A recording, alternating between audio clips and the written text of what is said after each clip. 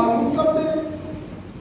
اب توبہ جو ہے، توبہ کے پانی سے وہ نفس جو آلود ہو جاتا ہے پھر دوبارہ تجربہ نہیں ہو جاتا.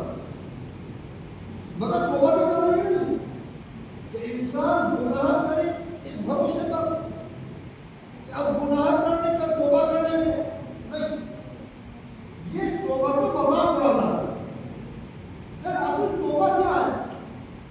ہمارے ہندوستانی معاشرے میں توبہ اس کا نام ہے کہ اگر کوئی خطا ہو جائے تو اپنے گالوں میں ہاتھ مار لیا توبہ کر لیے، یا کانوں کو پکڑ لیا کہ توبہ ہو گئی.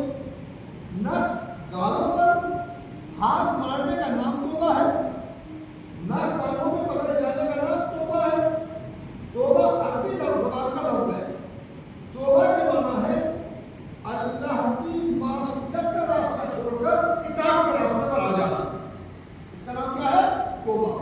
یعنی جب بھی انسان یہ ارادہ کرے کہ اللہ اب میں تیری رضا کے لیے اس کو چھوڑ رہا ہوں، بولے گا میں تیری غضب سے تیری پناہ مانگتا ہوں، تیری رحمت کے سائے میں آنا چاہتا ہوں، تو اسی کا نام توبہ ہے. یعنی انسان پلٹ گیا. کہاں پلٹ گیا؟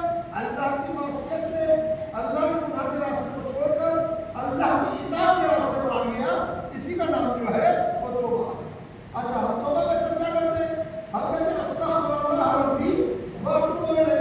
اچھا، اکثر روایات میں ملتا ہے کہ 70 مرتبہ کہا کرو استغفر اللہ ربی واتوب الیہ یا استغفر اللہ. تو فقط زبان سے استغفر اللہ ربی کی تسبیح پڑھنا جو ہے وہ گناہوں کو معاف نہیں کراتا.